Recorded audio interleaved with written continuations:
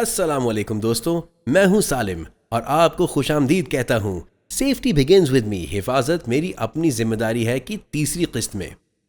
آج ہم بات کر رہے ہیں ایمرجنسی پریپیئرڈنس، ہنگامی صورتحال کے لیے تیاری۔ تو کیا آپ تیار ہیں؟ ایمرجنسی پریپیئرڈنس، ہنگامی صورتحال کے لیے تیاریاں ہوتی کیا ہیں؟ یہ بہت آسان ہے، ایسی سچویشنز کا پہلے سے اندازہ لگانا جو ایک ایمرجنسی بن سکتی ہے اور ان کے لیے تیاری کرنا۔ جب ہم ایمرجنسی کے لیے پرو ایکٹیو ہوتے ہیں تو اپنی مجموعی حفاظت کو بیٹر بنا سکتے ہیں، رسپانس ٹائم کم کرتے ہیں، لوگوں اور املاک کا نقصان کم کر سکتے ہیں، قانونی پابندی کو یقینی بنا سکتے ہیں اور ٹیم کا حوصلہ بڑھا سکتے ہیں جس سے کاروباری معاملات آسانی سے چلتے رہیں۔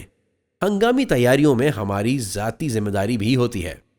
اس کا مطلب ہے اپنے ہنگامی اقدامات کو اچھی طرح جاننا، آس پاس کے ماحول پر نظر رکھنا، یہ معلوم ہونا چاہیے کہ ہنگامی صورتحال کے وقت کیا کرنا ہے، پرسکون رہنا، دوسروں کی مدد کرنا اور HSE کے عملے کو فیڈ بیک دینا۔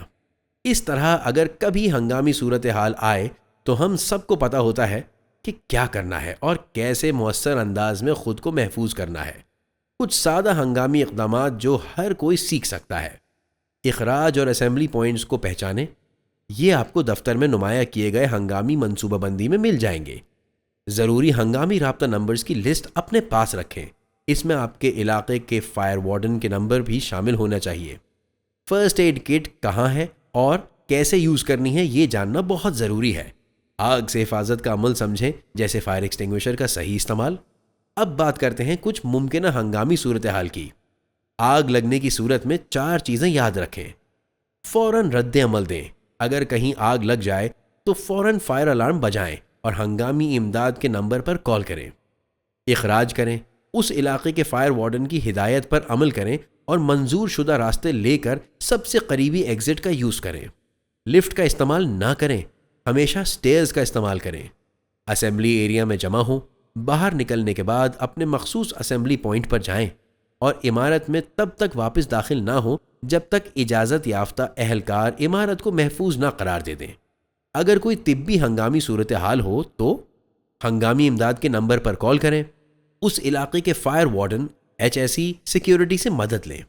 زخمی شخص کو تب تک موو نہ کریں جب تک ضرورت نہ ہو۔ اگر آپ نے فرسٹ ایڈ کی تربیت حاصل کی ہے تو بنیادی فرسٹ ایڈ دیں۔ زخمی شخص کے آس پاس کا علاقہ کھلا رکھیں تاکہ ایمرجنسی ٹیم کو آسانی ہو۔ زلزلے کی صورت میں یہ حفاظتی اقدامات ہیں: ڈراپ، کور اور ہولڈ۔ جھک جاؤ، ڈھک لو اور مضبوطی سے پکڑ لو۔ جیسے ہی زمین ہلے، زمین پر جھک جائیں، کسی مضبوط فرنیچر کے نیچے پناہ لیں اور زلزلہ رکنے تک وہیں رہیں۔ اندر ہی رہیں، شیشوں، کھڑکیوں اور بھاری چیزوں سے دور ہو جائیں۔ جب زلزلے کے جھٹکے رک جائیں، PA سسٹم کی ایمرجنسی ہدایات پر عمل کرتے ہوئے بغیر کسی بھاگ دوڑ کے اخراج کریں۔ باہر نکل کر کسی کھلی اور محفوظ جگہ چلے جائیں۔ عمارت، درخت اور بجلی کے کھمبوں سے دور رہیں۔ اگر شدید موسمی حالات ہو تو حد نظر کا خیال رکھیں، گرنے سے خود کو بچائیں اور کم دکھائی دینے کی صورت میں احتیاط کریں۔ ڈرائیونگ کے دوران اگلی گاڑی سے فاصلہ رکھ کے بریک کا استعمال کریں۔ بجلی کے آلات ٹھیک سے انسولیٹ کریں۔ اپنے کام کی جگہ کے منظور شدہ حفاظتی اقدامات پر عمل کریں۔ ہنگامی مشقوں، ایمرجنسی ڈرلز میں حصہ لینا کیوں ضروری ہے؟ آگاہی: مشقوں سے ہمیں پتہ چلتا ہے کہ ہنگامی صورتحال میں کیا کرنا چاہیے۔ تیاری: ہر شخص کو اپنا کردار اور ذمہ داری سمجھنی چاہیے۔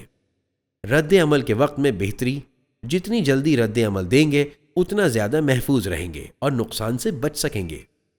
اعتماد بڑھتا ہے: مشقیں ہنگامی صورتحال میں گھبراہٹ اور پریشانی کو کم کرتی ہیں۔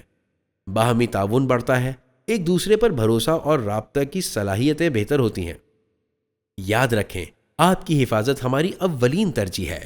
اگر آپ کا کسی بھی ہنگامی صورتحال کے بارے میں کوئی سوال ہو تو اپنے HSE کے نمائندے سے ضرور رابطہ کریں۔ تو بس آج کی قسط یہیں ختم ہوتی ہے۔ میں آپ سے ملوں گا سلسلے کی اگلی قسط میں، جس کا عنوان ہوگا آفس سیفٹی، دفتری حفاظت۔ تب تک کے لیے محفوظ رہیں، صحت مند رہیں اور اپنا خیال رکھیں۔